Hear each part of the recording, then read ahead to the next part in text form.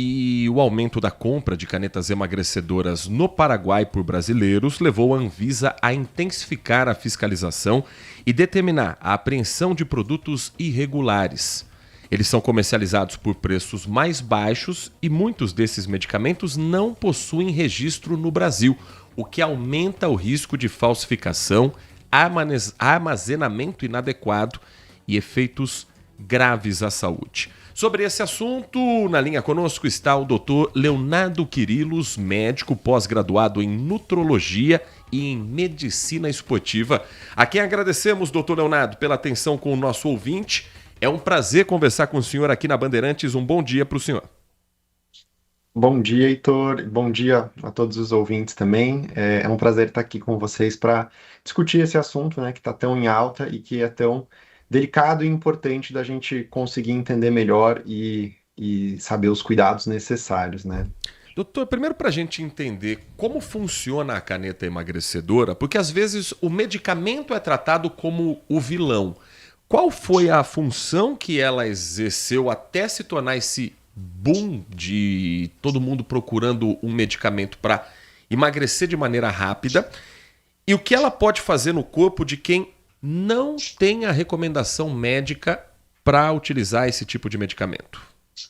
Certo. Então, as canetas emagrecedoras, também conhecidas como medicações análogas de GLP-1, que a gente chama, que são medicações que imitam o GLP-1, que é uma substância produzida pelo nosso corpo, né, uma incretina, que está relacionada ao controle de fome e saciedade. No caso do que a gente tem disponível hoje, além da liraglutida e da semaglutida, que tem o GLP-1, a gente tem a tirzepatida, que está mais em alta, que além do GLP-1, ela tem também o GIP, que é uma outra substância que o nosso corpo produz, e que vão controlar, de maneira geral, os nossos impulsos de fome e saciedade, tanto a nível de sistema gastrointestinal, retardando o esvaziamento gástrico, ou seja, deixando mais tempo esse alimento no nosso estômago e deixando a gente com uma sensação de maior plenitude gástrica, de maior saciedade nesse momento, quanto em nível cerebral, passando pela nossa barreira hematoencefálica, tendo uma ação no nosso núcleo hedônico da fome relacionado ao prazer, relacionado a algumas vontades ali que a gente acaba tendo. Então, esse é o principal mecanismo de ação dessas medicações. E para quem tem também alguma alteração da parte de açúcar no sangue, por serem medicações também inicialmente até indicadas para o tratamento do diabetes tipo 2, elas também atuam baixando esse açúcar no sangue, baixando níveis de hemoglobina glicada, que é a nossa visualização de açúcar no sangue nos últimos meses, 2, 3 meses para cá, nos exames, né? Então, essa é a ação de maneira geral.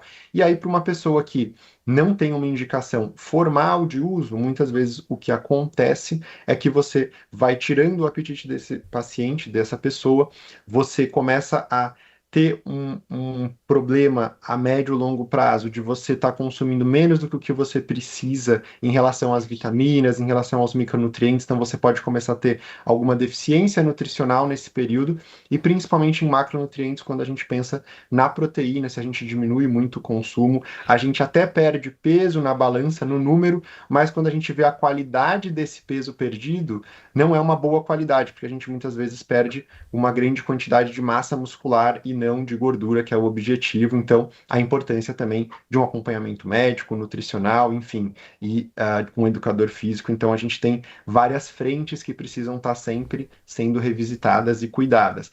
Além do risco de pancreatite, que ocorre por um emagrecimento muito rápido, além do risco de outras situações que são contraindicação desse tipo de medicação, que devem ser sempre avaliadas pelo médico que as prescreve, né?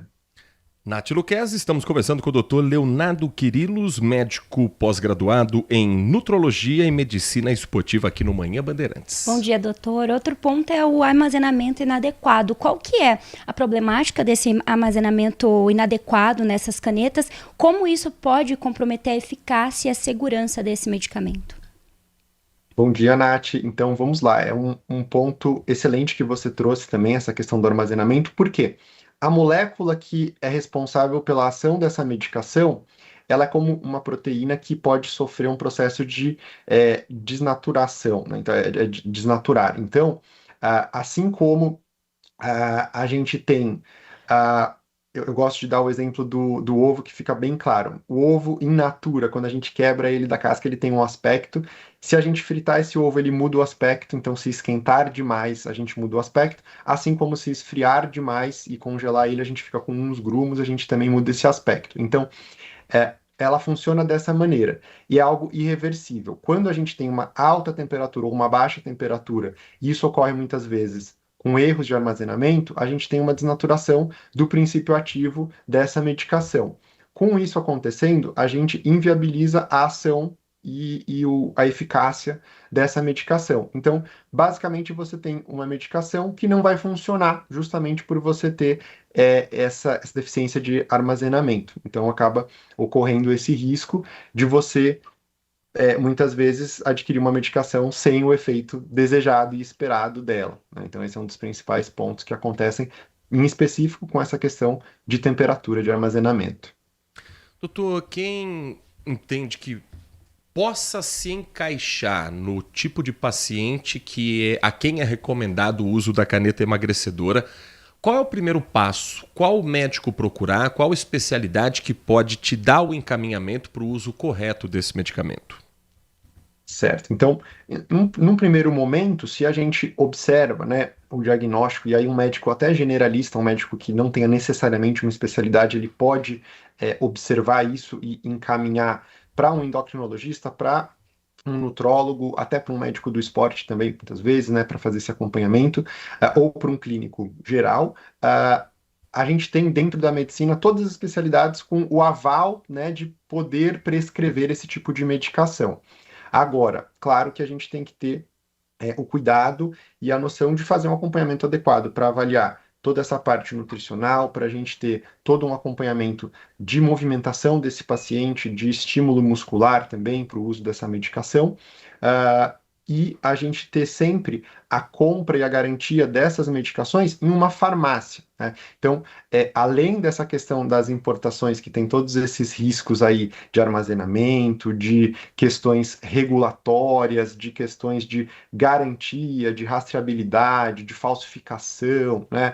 Toda essa parte a gente também tem que ter o cuidado de saber de onde essa medicação está vindo, e o único local que, teoricamente, a gente deveria comprar é de farmácia, né? Então, até as clínicas que aplicam essa medicação estão, de certa maneira, né, cometendo dois crimes. Um crime ético, porque você está vendendo na própria clínica o produto que você prescreveu como tratamento, então entra aquela história da venda casada, e uma questão de fato de vigilância, porque a gente não pode, né, fazer isso ali dentro do consultório. Então, é um segundo cuidado que vale ter de alerta para a população, que muitas vezes não sabe e acaba sendo induzido a fechar pacotes, que às vezes tem um valor até maior do que se essa pessoa fosse comprar a medicação de fato na farmácia, né? Então, existe todo esse cuidado que a gente precisa ter.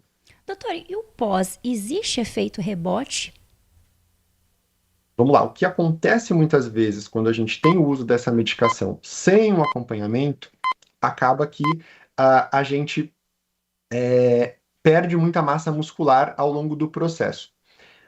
Para a nossa taxa metabólica basal, nosso gasto energético basal, que a gente chama, que é a quantidade de calorias que a gente gasta em um dia para manter o corpo ativo, o coração batendo, o pulmão respirando, os músculos que a gente já tem, toda vez que eu perco muita massa muscular, eu reduzo essa taxa.